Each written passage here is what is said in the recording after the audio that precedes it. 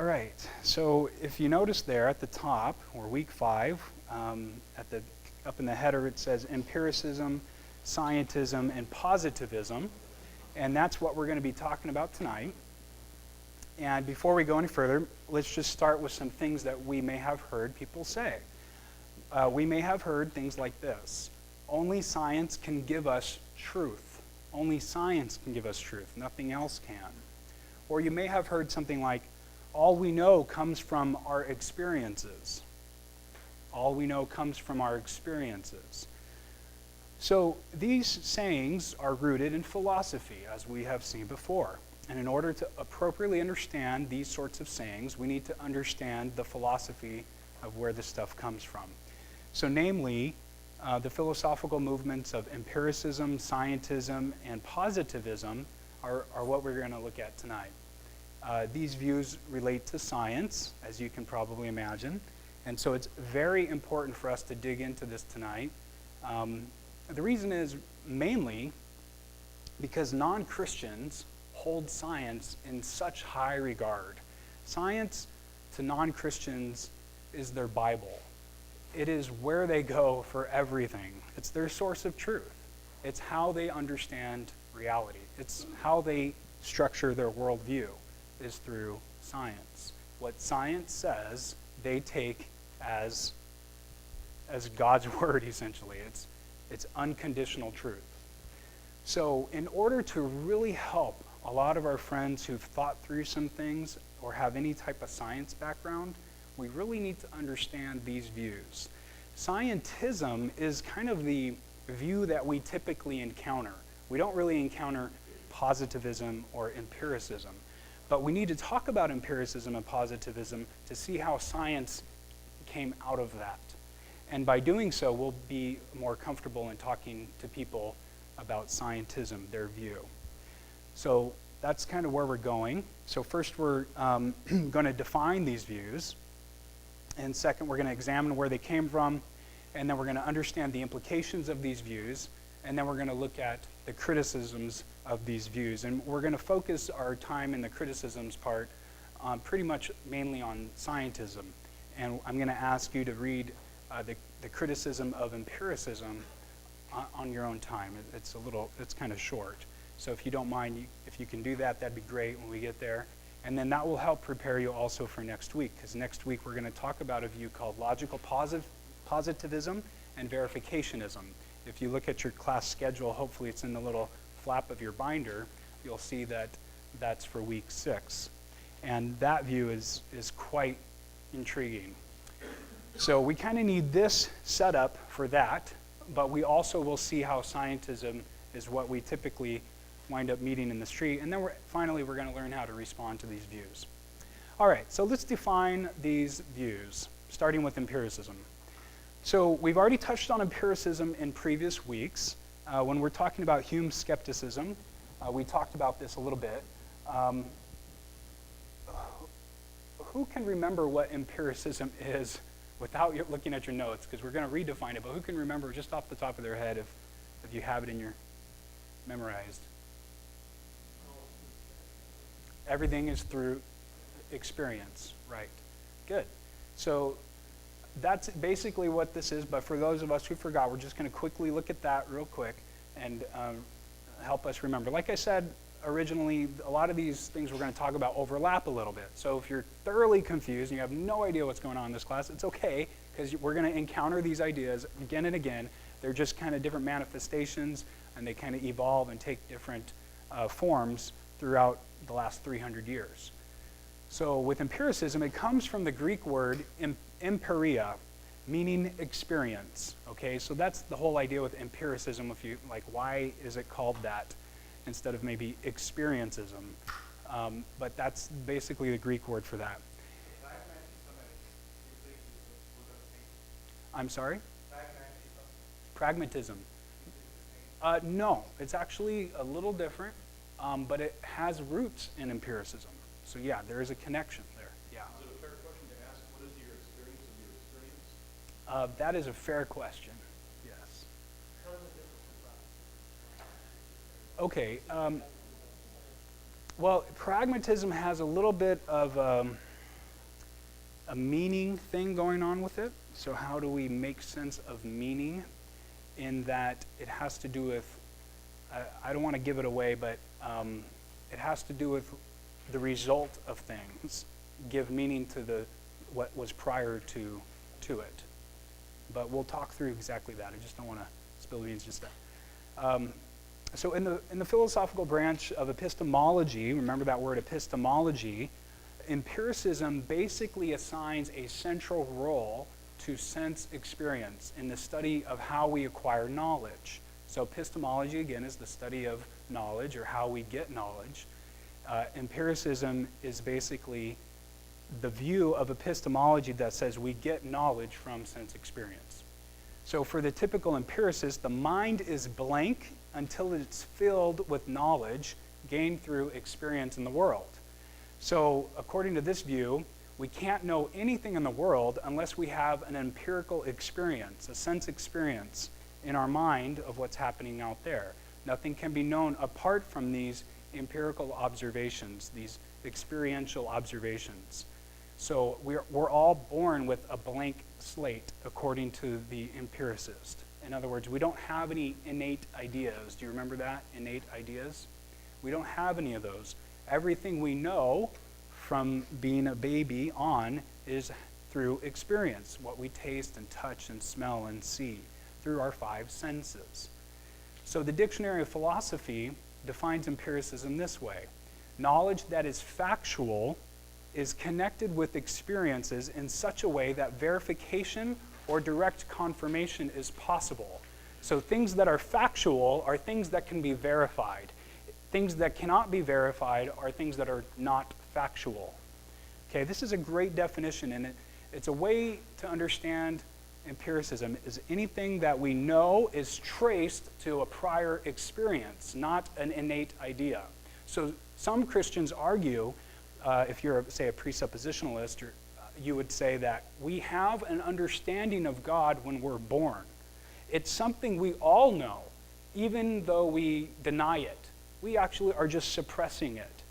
But in reality, everyone on the planet knows God exists. So some Christians hold this view. And it's something to keep in mind when we talk to people from different denominations, to appreciate where they're coming from. Maybe some of us hold this view. So it's a very interesting view that there are some things we know without experience, such as the view we know of God without experience of anything in the world. So the empiricist first examines our ideas. They say, okay, what do we know? Let's look at our ideas. And then they recognize that these ideas can be traced to what's called a posteriori or a posteriori experience. So what's the difference between a posteriori and a priori? What's the difference? Does anybody remember us talking about this?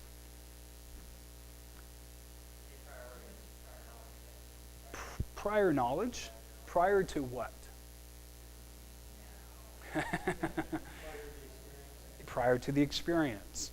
So it has to do with, you could see it there, something logically prior to experience and independent of sense experience. So when you think of prior, think independent of a sense experience. And then a posteriori is after. You see the word post, meaning after sense experience. Okay? So you can kind of get the idea just with the Latin there. Post is after, prior is kind of independent in that sense. So what would be, I'll ask you this, to test you on this. A priori versus a posteriori. If I say something like, I see a chair there, versus the proposition, all bachelors are unmarried males. The first is a posteriori or a priori? I see the chair. A posteriori, because it requires sense experience of the chair. All bachelors are unmarried males is a priori, because it's something that we can know apart from experience. Okay, let's try another one. all parrots are one solid color, black, versus all dogs are animals. So all parrots are one solid color, black, is a priori or a posteriori? A posteriori. Because it requires me to go look at all the parrots in the world to make the statement that they're all black. None of them are multicolored. I have to go do that. But doesn't that denude you of a quality that we all have inherently called imagination? Well, I'm talking about parrots that exist on this planet. There's like 5,403, let's just say. Those parrots. Versus the expression, all dogs are animals. A posteriori or a priori? A priori, because I don't need to go look at all the dogs to know that they're all animals. I know that because by definition, a dog is an animal. Same thing with the all bachelors are unmarried male. By definition, all bachelors are unmarried males. Does not require sense experience. Let's try one more. All earthquakes can be perceived by humans versus all earthquakes originate from underground. So all earthquakes can be perceived by humans is a version of a priori or a posteriori? A posteriori. A posteriori. Because some earthquakes can't be perceived by humans, right? But all earthquakes, sorry, that should say some earthquakes can be perceived by humans. That is an a posteriori claim. Because some earthquakes can happen but not be perceived by humans, and they're still earthquakes. Versus all earthquakes originate from underground is a priori or a posteriori? A priori. Because by definition, earthquakes come from the earth, right? Underground. So do you start to see how to do that? So something that is independent of sense experience or is something that we know by definition is an a priori claim. A posteriori is something that requires sense experience. Okay, now being able to distinguish these things is very important as we progress. And it will help impress your friends. So again, with a posteriori knowledge and empiricism, all ideas originate from sense data or sense experience, and apart from these experiences, we know nothing. So in this little table I've given you, you can see here the differences between the Enlightenment paths that took place from the early modern era, say about 1700, to about, say, 1850, 1900-ish. These are the two main European intellectual paths that were taken in philosophical and worldview thought. And you can see how they're almost exactly opposite to each other. Now, this is something that is a bit super defined here, but in general, this is the idea. I mean, there's different people that will weigh in who have varying views, like Descartes, rationalist, Hume, empiricist, like we've been talking about. So you can kind of see now these things put together. So empiricism would be a posteriori, no innate ideas. Experience-based knowledge requires observation. Things are contingent that we know, so what we know is contingent. It could be otherwise. It doesn't necessarily have to be the case. And inductive. The way we acquire knowledge is through inductive reasoning. We'll talk more about that soon. Whereas rationalism, you start with a priori ideas. When you first come, when you're a baby, you have these ideas, and you reason from them, and that's how you know the world. So you have these innate ideas. You reason-based. It's a reason-based knowledge system. No observation is required. These truths are necessary truths, and this is deductive reasoning. Okay, so it's just helpful to have these kind of distinguishing categories to help us in our thinking. So positivism, I would like to just skip that for now, just for the sake of time. We're going to learn about logical positivism next week. If you don't mind, maybe you could read that over the weekend. It's just a few sentences there. And we'll go straight into scientism, okay? So Not too crucial that we don't get that right now, because we'll touch on it next week. But that's kind of where it originated from. So if you want to learn about where next week's view originated from, it's kind of right there. Scientism. So positivism morphed into scientism. And basically, this is the worldview that we really want to hit on tonight. So this famous statement was given by the famous atheist philosopher Bertrand Russell. And he said, "What science cannot tell us, mankind cannot know. What science cannot tell us, mankind cannot know." And he was a very rigorous philosopher. His specialty was in analytic philosophy. And he was just a figurehead in atheistic philosophy for 75 years, because he died, I think, at the age of 90-ish or something. So he was a force to be reckoned with up until about 1970. And so when he made that statement, he was writing to an audience who already would agree with him, but also to influence culture. And that's exactly what happened. So scientism says this: what constitutes knowledge is only that which science can describe, test, or yield. Sounds kind of like empiricism. What is rational and true is that which science can verify. Okay, so it's all about what science can tell you. So there's a form of scientism called weak scientism, and there's another one called strong scientism. So weak scientism is the view that fields of knowledge outside of the hard sciences are not completely worthless, but offer no intellectual results concerning reality. So they're not completely worthless, but basically you might as well just disregard them, because they don't tell you anything about reality. So meaning things that are not the hard sciences. So the hard sciences would be biology, physics, and chemistry. Whereas other fields of knowledge, say history, no offense, sir,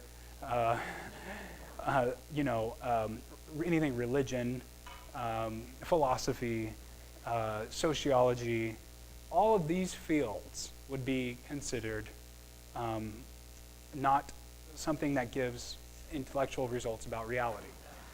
Yeah, so. So this is the view. This is the view. And strong scientism holds this, that science is the only source of knowledge of any kind at all. So now it's saying something to the effect that these other disciplines are worthless. You might as well not even study them. That's kind of the idea. I mean, it's a pretty extreme view. So all these other fields of knowledge just don't provide knowledge. They're just empty fields that people do for fun, but they don't mean anything. Now, how did empiricism, scientism, and positivism develop as philosophies? Well, basically we see that these developments come from British empiricism, okay?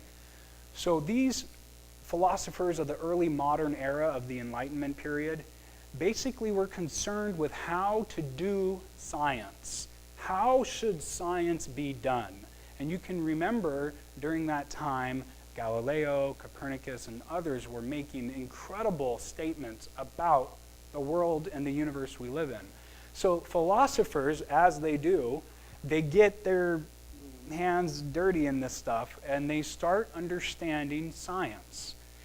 And so philosophy, if you haven't noticed, is really about taking simple things that we think are kind of common sense and discovering the great complexities in them.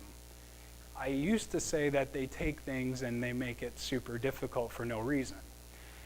But given that I'm kind of venturing into that field, I realized that it's not just making people frustrated, and that's what their job is, but it really is to discover the great complexities of the reality of the world we live in. And it's something that I think Christians already adopt.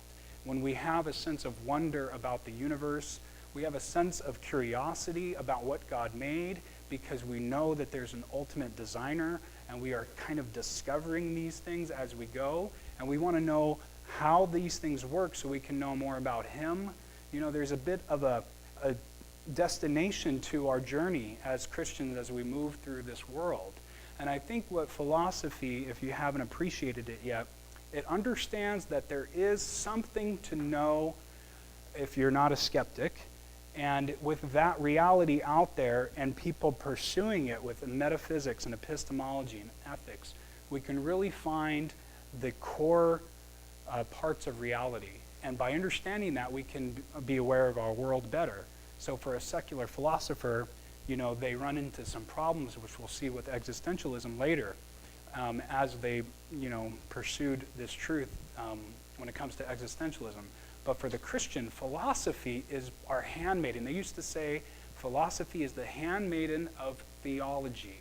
It is what helps theology. It's what supports theology. So if you're a philosophy hater out there, well, just kind of ease yourself a little bit, because this is how we think. Philosophy helps us how we think and how we know things. It's not just that philosophy has answers to everything, but it's that philosophy is a way that we can understand the world, and in doing so we can understand God better. So with British empiricism, they sought to really understand science. And you can see there some of these British philosophers, and by the way, referring to all these guys as British empiricists is a little bit of an overreach, and maybe just some British imperialism coming through me here, because that's how they are referred to. But Berkeley basically was in Ireland, and Hume was in Scotland. So you can imagine during those times you have the whole Braveheart thing going on, right? And so I'm not sure exactly what was happening. Maybe you can help me out. Okay, a little earlier, all right. William Wilberforce? No, maybe a little later. You're like, just stop. So, these guys were kind of the main British philosophers of their time, and they were what we would call empiricists. So, this is where we pull out the Bacon jokes, right? Francis Bacon, he was the British philosopher who helped lay the groundwork of empiricism, which would later again result in scientism. So we must first consider Francis Bacon's approach to things. He advocated a clean, fresh, unfiltered, non-presuppositional approach. So he basically wanted the view from nowhere. So as the minds of people of his time were kind of coming out of this medieval scholastic era of philosophy and theology and of how do we know the world, he thought that with this rise of science, they were still corrupted by these medieval Christian notions of how the world worked. In other words, everyone had this view that God was in control and the earth was the center of the universe, this geocentric world. And in reality, they were starting to see that this wasn't the case. So Bacon thought that we could get away from these presuppositions that everyone just seems to have and understand the world and culture with no prior metaphysical pre-commitments, presuppositions, no prior philosophical framework. He thought we can have basically a clean slate as adults. He thought we can get rid of our prior notions and think clearly about everything with no prior metaphysical commitments. So Bacon wanted to liberate the mind of opinions and to base knowledge on a face-to-face view of the world. He thought if we can just get rid of these notions we just have because our culture feeds them to us, we can just experience the world as it really is. We can touch the world as it is with no filter from our Christian past. So he wanted to experience objective reality through baby eyes of wonder, so to speak. One philosopher described his motive this way: because the preconceptions of medieval science were so flagrantly wrong, it was easy to assume that if men can only rid themselves of them, everything will be smooth sailing. So this is his motive. He wanted to help people really figure things out. So in his book, The Great Instauration, sorry, my mouth is a little dry. He tries to provide a total reconstruction of sciences, arts, and all human knowledge.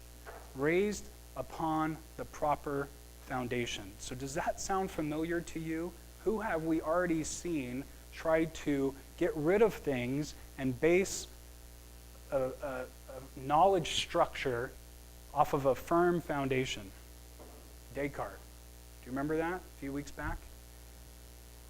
Well, if you don't, check it out. Go look at your notes. So this is very important because we're seeing this Enlightenment passion to rise above what Christianity once gave everybody. You may have heard the name Thomas Aquinas. He is a giant in not only Christian theology, but in all of philosophy, because his brain was so freaking big. He wrote this book called Summa Theologia. It was this massive volume on theology. And so with Thomas Aquinas being so, his views being so influential in about 1400, it really did influence things in a powerful way through the Catholic Church.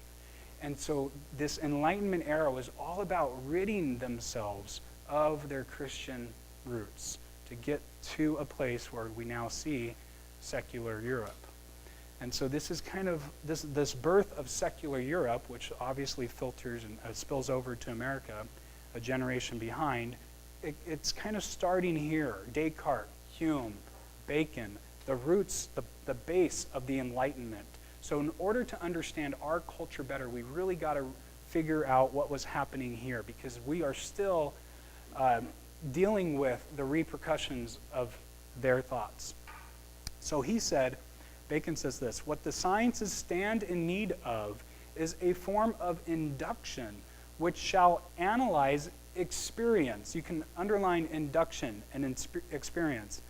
And take it to pieces. Sounds familiar. Just like Descartes, right? We wanted to tear everything down. And by a due process of exclusion and rejection, lead to an inevitable conclusion. So he's trying to get to the results of knowledge by looking at our experiences through the process of inductive reasoning. Thank you. Well, then you have the issue, don't you, of the fact that all these guys recognize that everything comes to us in pairs of opposites. Deduction, induction, they were never able to get away from the fact that in a fallen mind, that's what we do. Yeah. Good, bad, hot, cold, right, wrong. Okay. Yep. And they always end up coming back to the fact that they have to dissect something into those elements. Mm-hmm. And as a function of that, they have to start at a premise and then take the antithesis. Right? Yeah, so... Hegel and Kierkegaard laid that out beautifully. Yeah. Exactly. The dialectic. Yeah. So the dialectic is always there. They want to find some way to get around it, but they keep coming back for the function of defining their terms. Yeah, we see, and we will later see, and when we talk about secular humanism, this a sense of authority that man is now starting to take on, to understand his world without God. It's happening here. This is the birthplace of secular humanism, which is what we encounter on a daily basis. Yeah. And we'll talk about that more later. So he wants a new instrument, as they say. He referred to this as the organon from Aristotle. It just means instrument, that word. He wants this instrument of induction. You can underline again, induction there, to correct any errors from sense experience. You can underline sense experience there. So he can get to the truth about reality. You can underline the truth about reality. I'm trying to kind of emphasize a point here. Sense experience, induction, truth about reality. Where is this going? Well, so here Francis Bacon wants our senses, you can skip that quote, and scientific experiments to be the basis for factual knowledge about reality. So here he is developing the formulation of the inductive method for scientists to use when doing scientific experiments. He established what we will later call the scientific method da-da-da, of science, where there can be a rational induction based in empirical observations of scientific experiments. So through the process of inductive reasoning and through sense experience and observations about the world, Bacon basically formulated what we call the scientific method, okay? That science must start with empirically observable facts and then reason by induction. And this approach will allow you to see reality as it is for yourself so you can know what's real and what's not. So you can make the judgment yourself. So we're going to talk about the scientific method a little bit more after the break, but let's just do this part here and then we'll take a break here. So what are the implications of these views? Yes, sir, Sonny. Mm-hmm. Didn't he say that our senses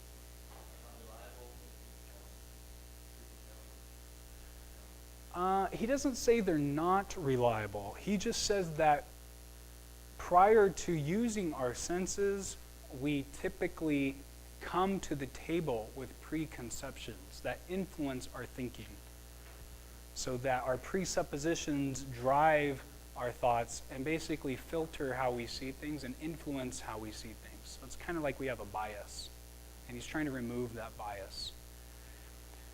Okay, so what are the implications of these views? Since God cannot be empirically experienced, we are unable to know him. So this is obviously pretty important when someone is talking to us with this worldview. This is what they're implying.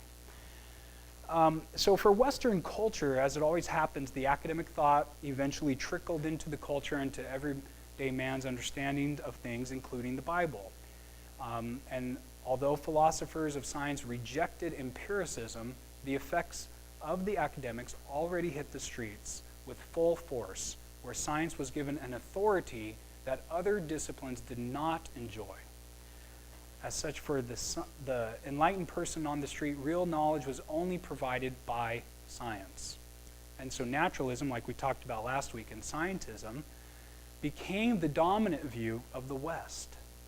So people on the street were starting to adopt naturalism and scientism.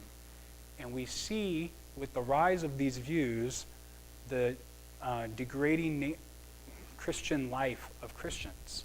There's a kind of a reversed, it's a proportional, inversely proportional. As one gains people's attention, the other is lost in people's minds. So what happens in Christianity, which we see here, is that empiricism had a tremendous influence on post-Enlightenment evangelical Christianity. During that time, much of the Christian premier intellectual heritage was given up and abandoned and forgotten. We forgot about Aquinas. We forgot about Calvin. We forgot about Luther. We forgot about Augustine. And most importantly, we forgot about Paul and Jesus, some of the smartest people that ever lived. Dallas Willard says Jesus was the smartest man that ever lived. Any Dallas Willard fans in here? Okay.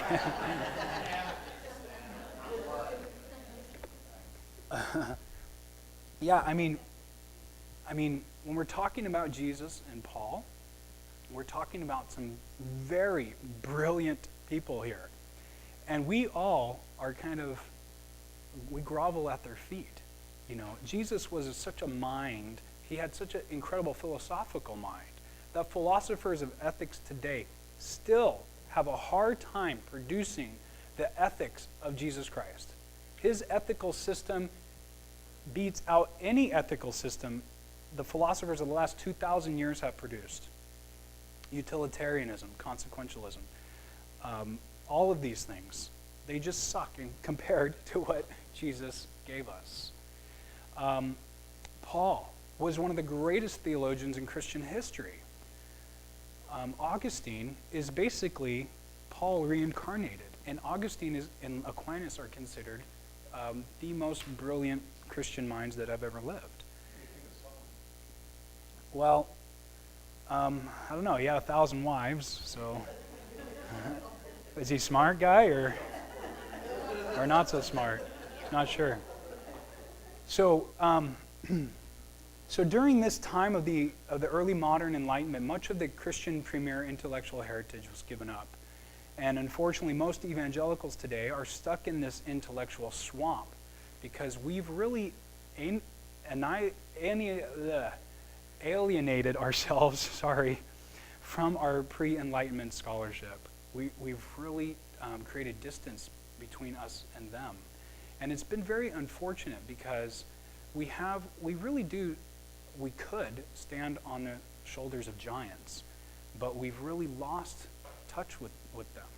And I want to share with you that in encountering some of these great theologians and Christian philosophers, my Christian faith on a daily basis has been so influenced and changed. So I want to encourage you that read the Bible, but also read theology. Read from some of the greatest minds who have ever lived, Christian or non-Christian, because they will help your Christian walk develop with a lot of fruitfulness and grace and passion for the Lord as you encounter and think through the inexhaustibility of God. When we sit and ponder these incredibly difficult topics that these theologians have tried to work out for the last 2,000 years, we are thinking about God all day as these things are wrestling with these ideas in our mind. So I want to encourage you to try to read theology and read the Bible and see if it doesn't change you. See if it doesn't reshape how you see God and enhance your worship. Enhance your worship. I will guarantee you, as you go into the depths of theology and then read Jesus and Paul again, your worship will be incredibly enhanced. I guarantee it to you. So with the influence of scientism on the decline of the evangelical mind, we see our culture changing. Christians decline intellectually, culture is changing. There's a reason for this. You can see the relationship. So those intellectual results are still pervasive today in our culture, and we need to understand them in order to break free from them. And there's a little bit more I've given you here from Nancy Piercy, a disciple from Francis Schaeffer, who I've mentioned before, who begins to express some of these things in her book, Total Truth. I'll give you this quote right here. She says, Christians began talking about a schism between the head and the heart. So she's just pointing out that we've created a big distance between our mind and our heart when it comes to thinking about God and worldviews and truth. And the church has essentially withdrew from intellectual encounters with the secular world. We just lost our appetite for that and taken a step back. We gave up the idea that religion is a part of whole life of intellectual experience. We've just said, okay, forget it. We'll just live in the private sector. We won't live in the public sector anymore. We'll take a step back and we'll just be closed to all of that out there, because that out there is intellectually knowable, but this in here and this in this sanctuary is all intellectually subjective. And so we've abandoned the field of rational studies on the assumption that they were in the province of the natural sciences, essentially. So we've taken Christianity out of something that we can empirically verify. We've said that Christianity is something that we can never really know with our experiences. We've said that Christianity is something that is based on your internal, subjective experience of God, something that can't be known with your five senses. It can't be tested with science. We just really don't know what took place in the first century. We really don't know if Jesus really lived. We can't go test him. We don't have anything he touched, and we can't test that. There's no archaeology for Jesus' house, for instance. We can't go discover these things and test them. So we really can't know. And we really don't know God, because by definition, He's indetectable. We don't really know he's there because we can't see him. We can't smell him. So this was very, very damaging to the last 200 years of Christianity. All right, so with that in mind, questions? Yes. I would think that for Yes. most atheists will never, they won't deny the fact that Jesus walked the face of the earth. Their question is whether or not he's That is true for most. And there are a few that actually will deny him that he ever even existed, which is pretty extreme view. There's like 3. I know we talked about it in the first class. Yes. What do you think of biblical archaeology? Yeah. I mean, with the newest technology of satellites and so forth, there's new, every day there's something new that's being discovered in biblical archaeology. It's a huge field, it's a fantastic field, Yeah. with great discoveries every day. Yeah, that is a great response, because what they are saying is that all that archaeology is they just throw it away. You know, they don't even consider it to be helpful here, because again, what science cannot tell us, mankind cannot know. Well, biblical archaeology is science. I know, but for them, they just dismiss it. But it's what you're saying is a great response. Yeah, that's really not very open-minded or receptive to Yes. simply disregard something because you don't believe it. I know. This is the ridiculousness of this. When you just share that alone, I mean, that's a great response. Yeah. Yeah, in your second world, that what we have seen, handled, and experienced in ancient, we're writing things, as past history. Right. That's a great response too. They just dismiss everything in the Bible. That's the problem. So, Well, it's contempt for our investigation. yes.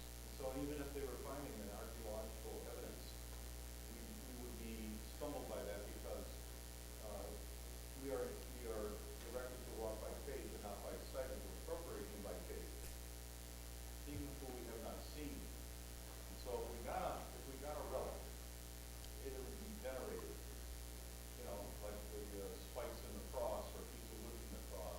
Mm-hmm. Suddenly now we have some connection that we can cling to as apart from the fact that we are to appropriate him by faith. Yeah. Yes, sir. I have a lot of questions, and I think this is the perfect time to bring up my pressing question I have. And I don't mean to be rude or I'll say it, it's not rude. I feel like this, like all of this is over my head, but at the same time, I hope I can word this right, because I feel like the debate I have on people will say that it is existing and it's missing. And a lot of debates I've gotten in is the visibility of Jesus before the Bible. So I know what I get from this class is I'm trying to take like this is what the science teaches, and I feel like if they dismiss my belief in the Bible and its historical document, to me I feel like I'm just going to dismiss what science says, because in a sense, there is this two worlds where, how I see it, where we, I think, are open-minded to it. Every time we say, well, Jesus did walk in the proof that, that there's books written by other secularists, they say, well, it's not true, or they dismiss it. I guess what I'm trying to get at is, like, by me studying all of this, how do I feel like people in my that I ran into don't talk like this. Okay. And I don't mean, No, yeah, let me respond. I don't mean these type of philosophers. Well, Go ahead. yeah. For one, we did the biblical apologetics class 2 years ago, so we discussed all of that there. So, and we're going to do that again sometime soon here. So we're going to encounter that stuff. Which stuff do we encounter more?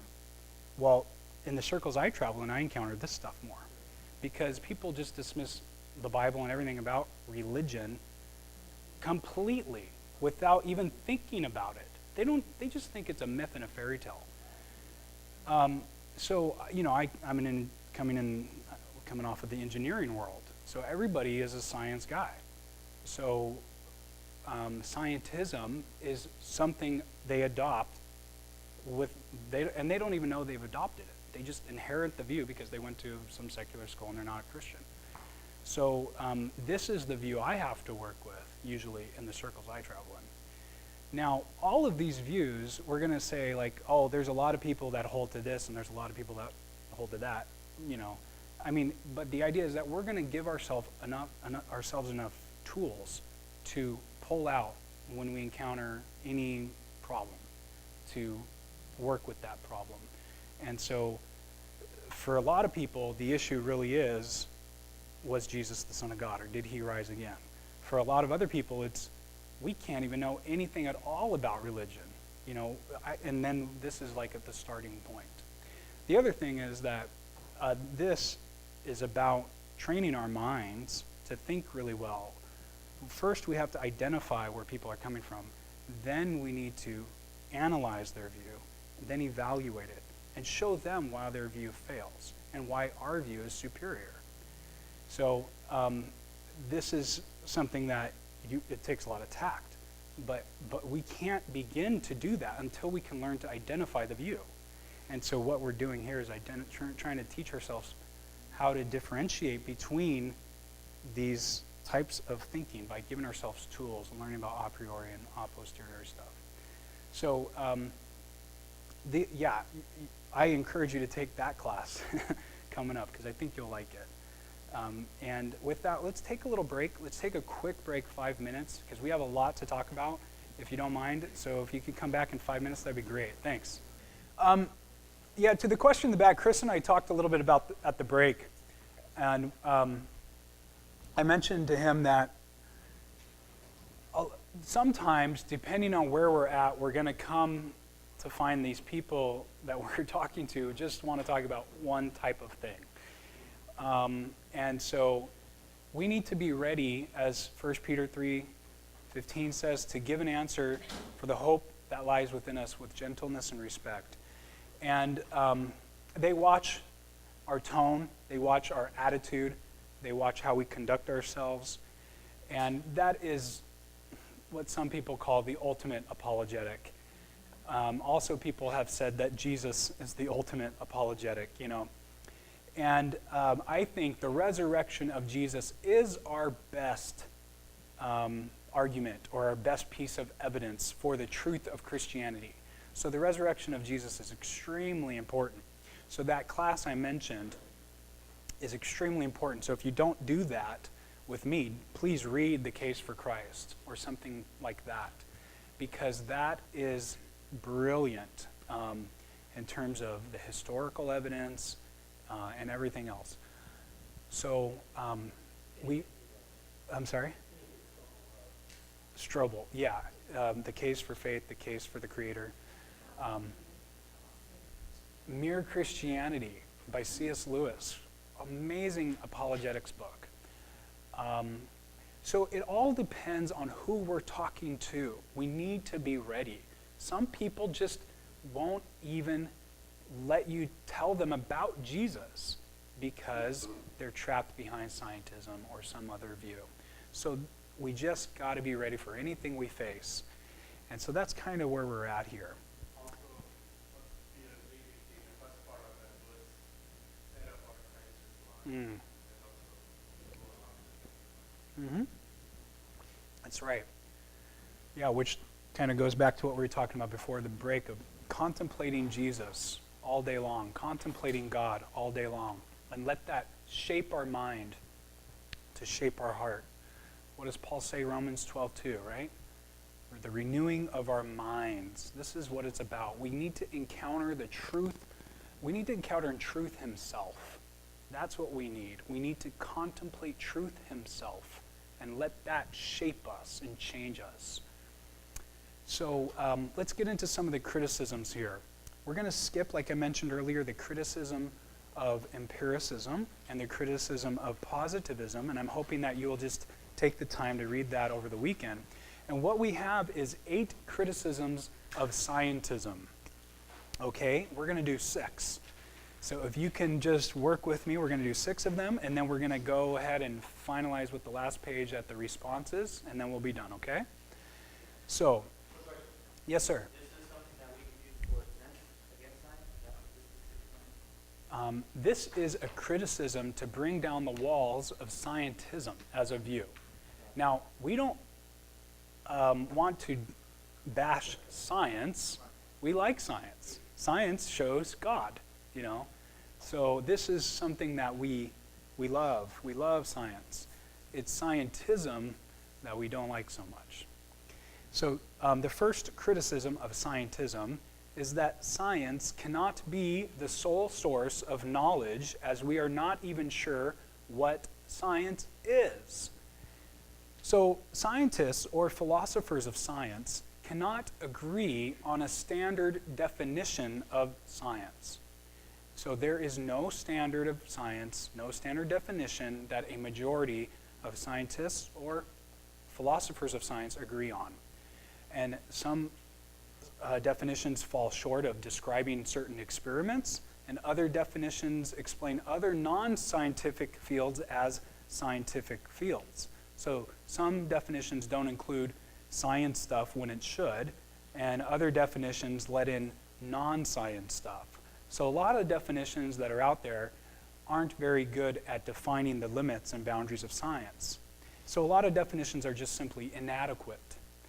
Here's a good definition.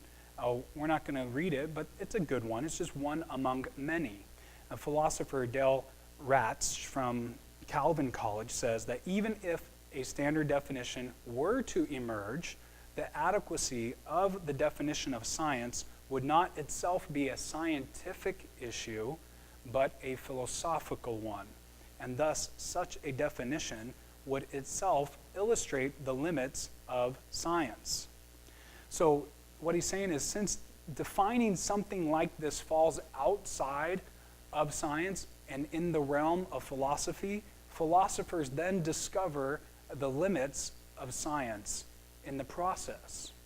So the limits of science are illustrated in defining science, which is done by philosophy. Thus, it can't be, it, meaning science, can't be the sole source of knowledge if another field is revealing its limits.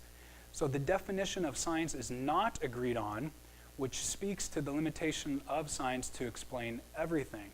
In other words, if we don't know what science is, how do we know where the boundaries of knowledge are? And it seems ridiculous to think that it's the sole source of knowledge if we don't know what science is. So if you think about it this way, if scientism claims that science is the sole source of knowledge, and we don't know what science is, then we have a strange view of reality, or no view of reality. So let's say this is science, and what science tells us about reality, okay? E. And so what the problem is everything out here, every claim, is not knowledge. Everything in here is knowledge. So if you don't know where this is, let's say it's really only, the scope of science is really much smaller, depending on the definition, then other things don't count as knowledge, because this broader scope is now not the definition. Okay? Well, what if someone makes a claim about reality, and one definition includes it, one doesn't? Then what do you do with that? You know, so depending on the definition and who adopts the definition, one thing may be science. Someone could say it's science. Someone could say it's not science. And the other thing is that if we just don't know where this boundary is, then someone could claim this, and someone could claim that, and others can claim this, and no one really knows what knowledge is and what's not. Because if there is an accurate definition of science out there and someone was to discover it, it may only include those things. And all of the things that we thought it was going to include does it. It doesn't include those. So not knowing where the limits of science is, where the boundaries of science are, we don't really know what we say is factual and what's not factual. So, in other words, the problem with this, not knowing the definition, is there's an absurdity that results. The absurdity is we don't know anything. We don't know what's knowledge and what's not knowledge, because we really don't know where this circle is to be drawn. Nobody knows. Philosophers of science and scientists don't know where the circle is. Is it there? Is it there? We don't know. So we don't know if what we're saying or thinking is actually knowledge. Because scientism says that knowledge is only found within the boundary of science. Yes, ma'am.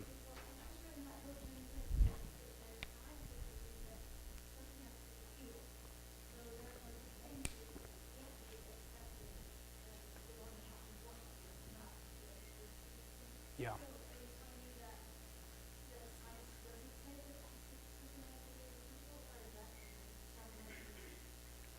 Yeah, okay.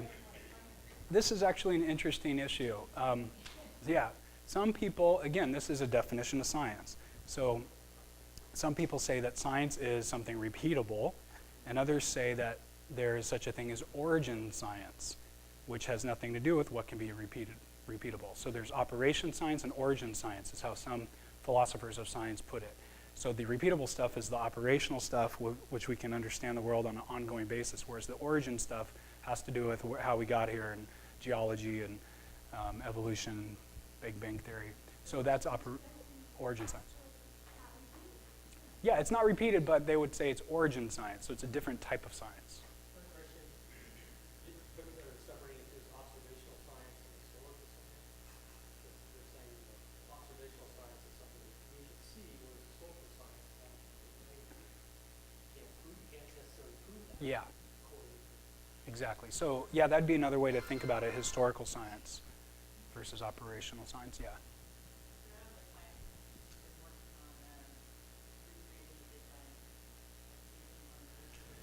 Yeah. Yeah. Some of them obviously think there is supposed to be repeatability to it. They just want to make it happen. Yeah. And then making it happen. Some have said that the Large Hadron Collider on the borderland of Switzerland and France can recreate the Big Bang because these electrons are colliding at 299 miles per hour? No. Something really fast. It's going really fast. Or create a black hole, you know. So, yeah, I mean, there's some theories out there like that. Yeah, Chris. What is your definition of science? I don't know. Well, I like actually the definition I gave you right there. I actually like that one a lot. But I didn't want to spend too much time there because we just did this whole class on scientific apologetics for 18 weeks last year. So, but that's a really good one, I think, the one I gave you. Yes, sir. Is it your bias that all of this knowledge that the reference to science is anthropomorphic? No. No. Okay. And how about that science and its definition and being definitive is also outlined by the law? You violate certain civil and criminal laws, they'll haul an expert witness in, and that is the ontological truth from there. Yeah, no. I disagree with that. The law defines science a great deal. Yeah, yeah. So, Litigation, civil litigation on yeah. Just like engineering, stuff like that. just like a judge rules that intelligent design is not science, so therefore it shouldn't be taught in the public schools. So And the determination by a court or a group of judges, Supreme Court, right. determine the scientific. No, I mean, why should they be able to? We recognize them. We recognize them as some form of an authority because they've thought about the matter. But you have nations all over the world with all sorts of philosophers and scientists and lawyers in them creating definitions of science throughout the years. So the point is, The law can enforce the I don't care. I'm just saying that this is a problem for scientism. because of the diversity of definitions. Now, is there a correct definition? Maybe, possibly. Yeah. But even if there is or isn't a definition for science, it really doesn't matter to this criticism. But you're bringing up a good point. There's a lot of people who say they have the right definition and they have the authority to enforce it. Doesn't mean that they have the right definition. Sorry to ask again. Mhm. Just so I understand the definition, when you say there's a philosopher one, that you could use that definition? I like that one a lot. It's a good one that I've encountered right there. Yeah. So it's basically science that really is the right. I think there possibly is a the best definition or the definition, but only God probably knows what that is. So we just kind of give the best guess of what we think science is. Yeah, okay, so the second criticism is that it's obvious that science is not the supreme giver of knowledge or ultimate authority. So other fields of study provide valuable, important, and actual knowledge. So these other fields are not worthless and not less valuable or not authentic. These fields are anthropology, history, archaeology, psychology, sociology, economics, philosophy. All of these fields provide knowledge. So knowledge from science is not more authoritative than knowledge from these other disciplines. And each of the above disciplines carries its own weight and its own authority. And so this is basically a way to just say it's simply false that scientism is the ultimate authority. So that's kind of the nature of this criticism. It's just simply false.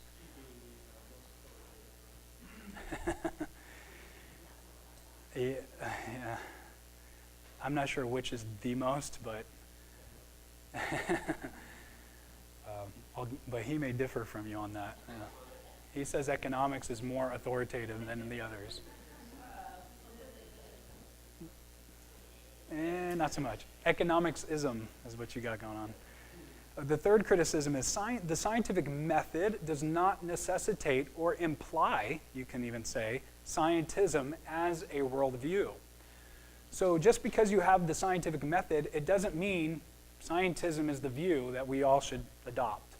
So this allegedly sacred ritual of the scientific method goes something like this. You formulate a hypothesis, you create a tentative explanation, and then you make predictions about future events, and then you verify and test, and then you analyze and you interpret, and then you evaluate the test results, and then you publish, and then you reproduce. Something like that. And then other textbooks basically define it like this. This is something I got from a biology textbook. Observation, or you start with this idea, hypothesis, an experiment, and a conclusion, and somewhere in the meantime you make revisions to this. So this is kind of sacred. If you're talking to a non-Christian, they usually say the scientific method is like their everything. It's how they verify an idea that they have, because again, science is their Bible. So the scientific method is kind of their archaeology, so to speak. It's the way that they achieve certainty with their views. So if you guys remember some of the atheists in this class last year,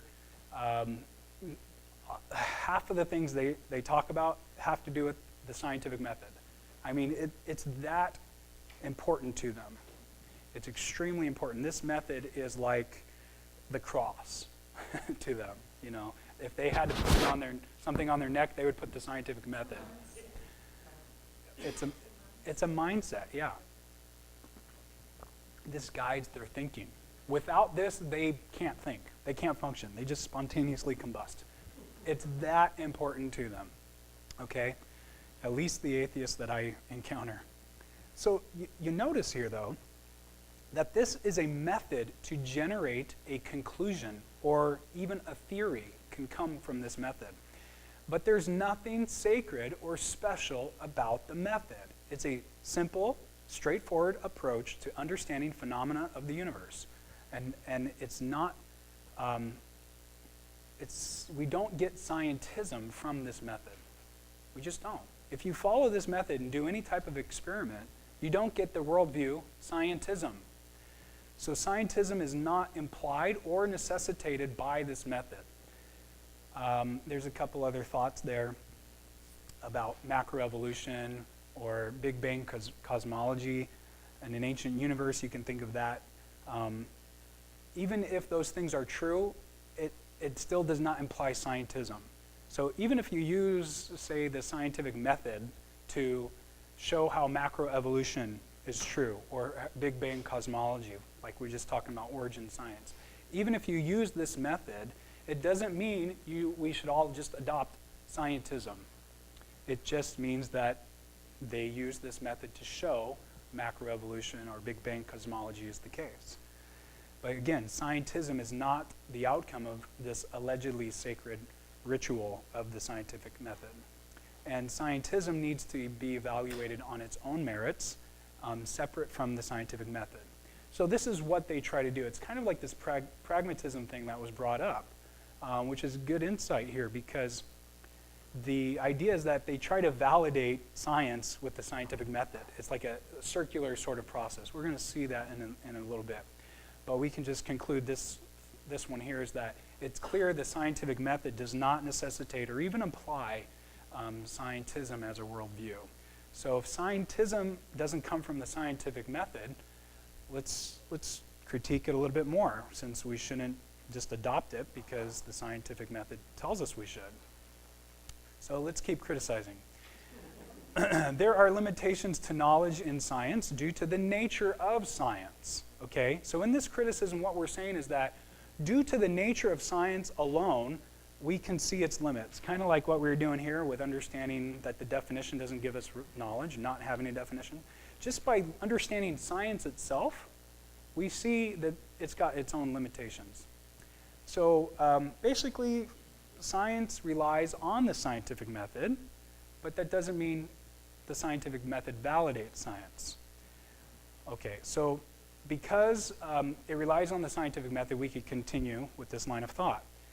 The first limitation we see with science is that the scientific method relies on induction. So we talked about Francis Bacon and how he arrived at the inductive method. We can say that with inductive reasoning, you start with many observations of nature, let's say, and you move toward a few robust explanations of how things work. So you start with these experiences you have, or these observations, or these experiments you've done, and then you move towards an explanation of how the world works in general. So this is reasoning from a particular to the general. That's inductive reasoning. You do a couple things here, you look at a few things here, and you can say that everything that looks like this or behaves like this will be like this. So that's kind of inductive reasoning. You reason from an effect to a cause. You see the effect of things, and then you say the cause of that thing is most likely this. So this is a posteriori reasoning. This is inductive reasoning. And this is how you develop theories in science. You use inductive reasoning. So inductive reasoning is invoked in a lot of other disciplines too. History, actually, psychology. Reasoning by induction is not just a scientific sort of thing. It's done in all disciplines. So the scientific method is not nearly a complete method for obtaining knowledge, even in scientific fields. With induction, we cannot know things with certainty like we can with mathematical analytical syllogisms. So with induction, you can't arrive at certainty. All you can arrive at is pretty much best guess scenarios. We explain a bunch of phenomena that we encounter with this sort of theory or explanation, and we exclude all the other explanations as less powerful in their scope to make sense of the data. So that's known as abductive reasoning. It's kind of like inductive reasoning on steroids. It's what best explanation explains this data. And that's what's happening here. So you can see that with a mathematical syllogism in philosophy, you arrive at a lot of certainty. You get a lot of certainty. In fact, you get complete 100% certainty. But with science, you don't. You get a limitation to your certainty. You can only know things to a certain extent. So due to the nature of science by itself, we see that knowledge cannot be had with certainty. Okay, like you can with reason. True or false, that's a science we have zero to Yeah, variation, right? So it's a threshold that you can call it true. that's right. Yeah, we talked about that certainty meter a little bit. So each one of us has a little bit of a threshold for ourselves where we say, yeah, this is always, or this will be the case in most cases. This will occur in most cases. So that's kind of inductive reasoning. It's reasoning from the particular to the general. And when you do that sort of reasoning, you never have certainty. You just say, yeah, I'm pretty sure that's the case, so I'm going to say I have knowledge. But you're never really certain with science. And yeah, kind of like that, yeah. That's how I just feel with sex from that discussion. Credit, I acknowledge it, but I find that it's basically we observe something that our conclusion given certain facts, and we have faith that it's repeatable, our future will be reliable. That's what's happening. And lots of, especially as a matter of thing, the heart used to be the track of life, otherwise, that theory is disproved, and they change it. Our faith doesn't change it. It's solid. Yeah, that's a good point you brought up about how theories change in science based on discoveries, over time. And yeah, with faith, there is an inductive reasoning process happening there. Yeah, absolutely. So with good apologetics, you can develop within somebody a new theory on how to get theories. Okay? A new theory on how to get theories.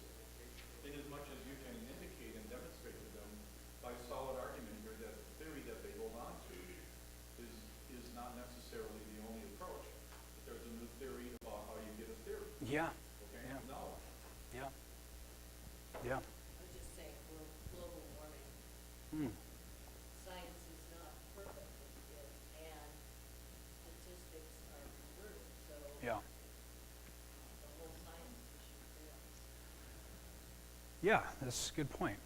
And there's a lot of new data that comes out that supports it or doesn't. So, yeah. I think it's that funny that people say things like that such is not perfect science. It's like hard on science to find that mathematical science is not perfect science.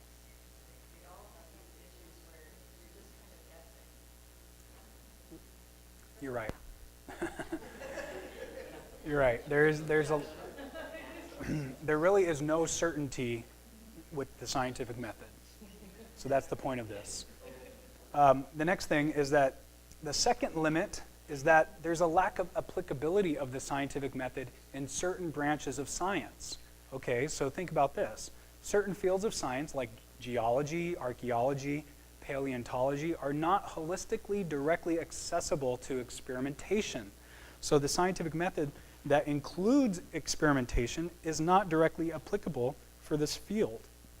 So in other words, you can't go and take some rock sample and understand how it behaves over 50 billion years, because you're not going to be around for 50 billion years to see the end of your experiment. So you don't have the ability to use the scientific method in geology, but geology is still considered a science. So we can see here that the scientific method as the basis of science is limiting science. Other unknowns of science, say in quantum physics, the existence of quarks or neutrinos are not directly accessible, but these entities are merely postulated as the best explanation of the data. So again, the method is not applicable in quantum physics. So you can't just go in there and do an experiment on a quark. You can't just do an experiment on a neutrino. You can do some things to postulate their existence, to say there must be something like a quark. It must be a sort of thing like this. But you can't really know for sure because you never saw the quark. You just postulate it as the best explanation of what is happening. Exactly. So as soon as you look into it, you mess everything up. So there are limits to the applicability of the scientific method in certain branches of science. So again, here there are limitations to knowledge in science due to the nature of science itself. So here we're just picking apart the worldview of scientism as being this lofty thing that defines everything else. It's limited. It's very limited, and we need to be able to show this. So we'll do 5 and 6, and then we'll close here. Sorry for going a little late. Science cannot validate science as a field of knowledge. So in other words, science cannot validate itself or justify itself. So every field has certain assumptions to start the investigation towards knowledge, let's say, and a logical flow of thought to continue the investigation. So you have to start with assumptions, and you have to use logic to get through your investigation. And first, the assumptions of science are not the result of science. They are not something the scientific method gave us. They are the result of philosophy. Science assumes the following philosophical presuppositions, okay? So stay with me here. Science assumes an external universe is knowable. Okay, we can all acknowledge, yes, science assumes that. We know that there's an external universe out there, and we as humans are cognitive creatures that can actually access it and know it. We can get information from it. And it's an objective world that actually exists. It's not just something our mind is producing. So we know that science starts with this assumption. This assumption is a philosophical presupposition. Some philosophers don't even hold this view, that the external world exists and we can know it. The other philosophical presupposition that science assumes is that nature is uniform so that one can use logical induction to infer that past events are good indicators of future events. We've been talking about this with operational science. And examined data is a good indicator of the properties and behavior of unexamined data. So this is important for a scientist who is trying to develop theories on how the world works without examining every single piece of something that exists on the planet. So he can examine a sample and infer things from that sample, okay? So he understands that this is a logical inference because of the principle of uniformitarianism that we mentioned the other week, that past events are good indicators of future events. Examined data is a good indicator of unexamined data. And similarly, the scientist doesn't have to be around for 1,000 years to, say, see the beginning and end of an oak tree or something. You know, let's say they last for 1,000 years. They don't have to live all this time to infer things. They only need to live a certain amount of time because they think that nature is uniform. So they can make judgments off of that assumption. So this assumption that nature is uniform is a philosophical assumption. The other thing is they hold that the correspondence theory of truth is to be used. And that's just a philosophical expression for, or theory that says that certain propositions are true because they correspond to the world out there, the objective reality. So again, I'm trying to teach you some things here. The correspondence theories of truth is a good little category sort of thing you need to kind of let sink in. If you say that you hold to this theory, that's a good thing. You want to hold to the correspondence theory of truth. You can Google it some more. But this, again, is that the idea that what we believe, the things we think about, correspond to an external world, and because they do so, what I think is what I can call true, because the nature of reality is behaving in that sort of way, the way I think it's behaving. Therefore, my belief is actually a true belief versus a false belief. It corresponds to reality. Some philosophers, believe it or not, don't hold to the correspondence theory of truth. So this is a philosophical presupposition that they've got to start with. there's a couple other things about basically ethics, that unbiased perceptions and appropriate intellectual skepticism are desired when approaching phenomena. So if you're a scientist and you go to the lab, you want to go in with an unbiased perception as best as possible, so you can approach the data and the results with humility and let them lead you to the conclusion. So that's a good thing to do. This is an ethical stance when approaching science. And moral integrity is required in performing scientific observations and reporting results. It's a good thing to be a person of integrity when you're reporting results, because it will benefit society, let's say. So these are ethical positions that science simply assumes. And again, ethics is philosophy. So we can see here that science depends on epistemological realism, metaphysical realism, cognitivism, uniformitarianism, a theory of epistemology, and an ethical position. That's what we just talked about right there. And if you want to have fun, you can kind of identify which one's which. These are all philosophical positions that one must hold in order to do science. You can't even start doing science until you adopt these views. These are philosophical views that science depends on. This is very important. These philosophical positions must be validated by rigorous philosophical analysis. Some philosophers, like I said, don't even hold this view because they went through a philosophical analysis that, according to them, these views should be rejected. So we see in this first item, because science simply assumes a philosophical starting point, the assumptions of science are based on philosophy, not science. So science cannot validate itself. Second, a logical flow of thought is used to continue an investigation. The logical flow of thought in science is based in philosophy. Logic falls under philosophy. It doesn't fall under science. Logic is required for rational communication and a thought process in any academic field. So science, as well as all other fields, owes its thought process to logic. Science can't yield logic in a scientific experiment. When you do a scientific experiment, you're never going to get logic as a result. And science can't test or verify logic. You can't put logic under a microscope and test it. Science can't validate logic, and science can't even develop the scientific method. You have to have philosophy. Science depends on philosophy. So not only is it limited science, but it can't validate itself. So we can see that certain philosophical presuppositions are assumptions of science, and logic validates the flow of thought in science. So logic and assumptions are necessary for the field of science to start and continue.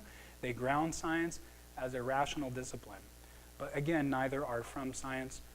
So basically we can say that science cannot validate science as a field of knowledge. So that's a fun one. The last one I think is the best here that we'll talk about, and the other two are just for your pleasure. Scientism is self-refuting.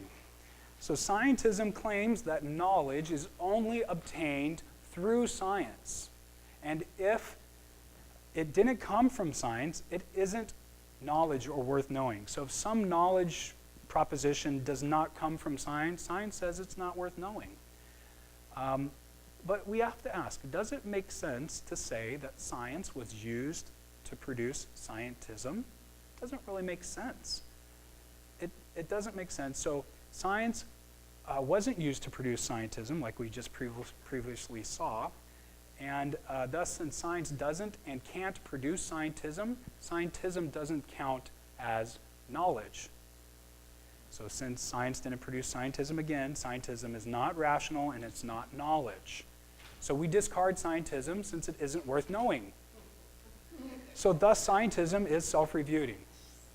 So if you're someone who holds to scientism, you've got some serious problems. The biggest problem is that your view is self-refuting. And when something is self-refuting, it cannot be true. It's necessarily false.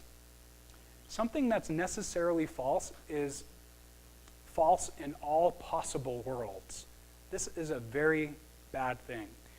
So just to give you a tool here, self-refuting statements, if taken to be sound, it shows itself to be unsound, okay?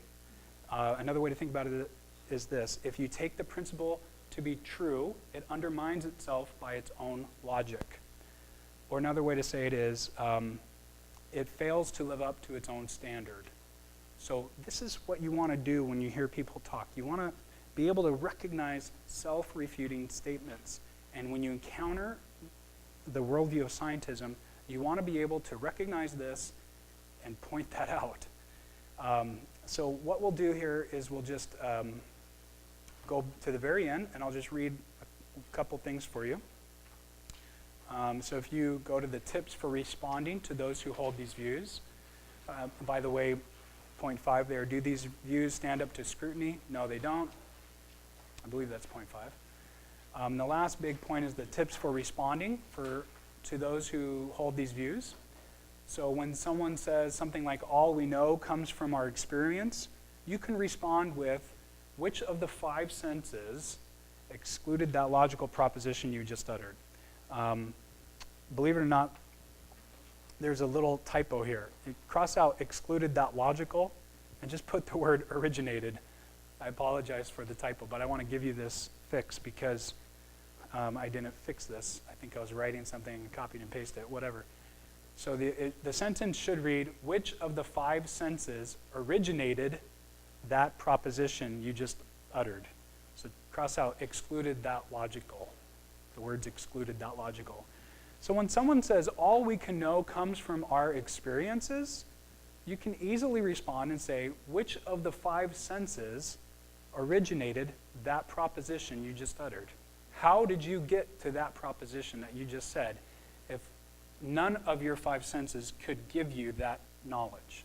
Explain that their view comes from empiricism, and then show the self-refuting criticisms of empiricism above that you're going to hopefully read on the weekend. Now with scientism, this is what you can do.